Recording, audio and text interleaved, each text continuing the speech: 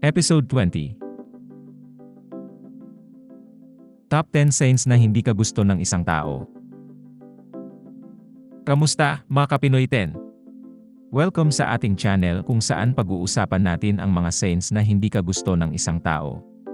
Alam natin na minsan mahirap tanggapin, pero mas mabuti na malaman agad natin ang tungkol dito kaysa ma-disappoint ka lang kapag nalaman mo. So, ready na ba kayo? Tara, simulan na natin. 10. Madalas sila ng busy. Kung lagi silang busy tuwing nag-aaya ka, kahit na alam mong may free time naman sila, malaking sign yan na hindi ka nila gusto. Alam mo yung tipong, sorry, busy ako, kahit wala namang pasok o nasa bakasyon. Aba, may iba silang gustong kasama. At hindi ikaw yun. Tanggapin mo na. 9. Walang effort sa pag-reply. Kapag nag-text ka o nag-chat, reply nila ay palaging one word lang. Okay, okay. Haha. Kung minsan pa, emoji lang. Mukha bang interested sila? Hindi. Kaya tigilan mo ng pang-istorbo sa kanila. 8. Hindi sila gumagawa ng time para sa'yo. Kung mahalaga ka sa kanila, gagawa sila ng paraan para magkita kayo. Pero kung lagi nilang dahilan ang next time na lang, malamang hindi ka nila priority. O ayaw lang talaga nilang makita yang pagmumukha mo dahil naalibadbaran sila sa'yo. Ganun talaga. Huwag nang piliting gustuhin ka pa nila. Sayang ang effort. 7.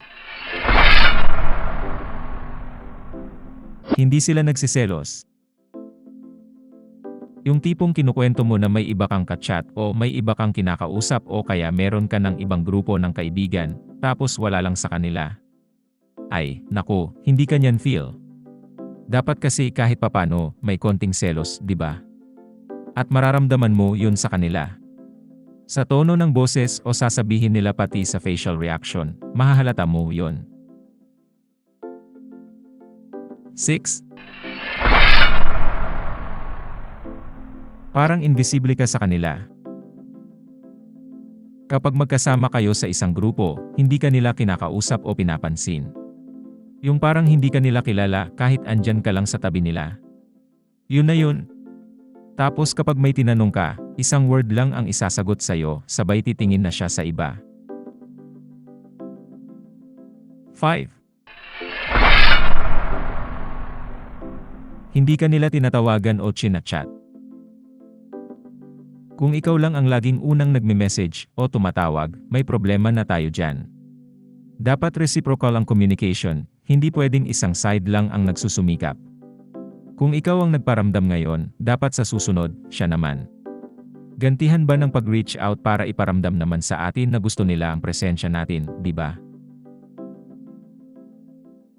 4. Palaging may excuse. Kung laging may dahilan para hindi ka nila makasama, parang naging excuse generator na sila, obvious na yan. May gagawin pa ako, may lakad ako, o masama pakiramdam ko. Lagi na lang bang ganun? Isang malaking katarantadahan yan. Iniiwasan ka ng tipaklong na yan. 3.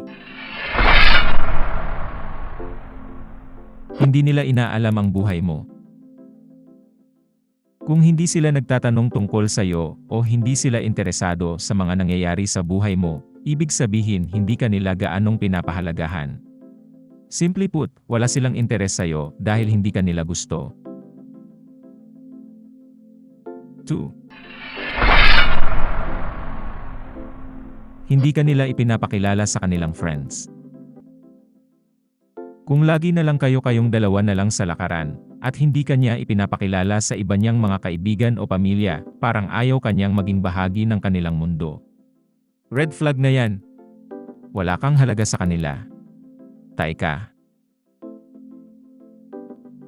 1. Hindi sila gumagawa ng plans para sa future. Kung puro present lang ang iniisip niya at walang plano para sa future ng friendship niyo o relasyon, hindi siya seryoso. Yung tipong hindi ka kasama sa mga future plans niya, ibig sabihin, hindi ka talaga nila gusto. Ibig sabihin, kailangan ka lang niya sa ngayon kaya kanya pinakikisamahan pero hindi ka talaga niya gusto sa buhay niya. Tuldok ka lang sa paningin niya. At diyan nagtatapos ang ating listahan ng mga signs na hindi ka gusto ng isang tao. Kung nakita mo ang sarili mo sa ilan dito, huwag ka nang umasa pa. Marami pa diyan na deserving sa presensya mo. Tandaan, huwag kang magsettle para sa less than what you deserve. Kung nagustuhan mo ang video na ito, huwag kalimutang mag-like, mag-comment, at mag-subscribe. Hit mo na rin ang notification bell para updated ka sa susunod nating mga videos. Salamat sa panonood, mga kaibigan. See you next time.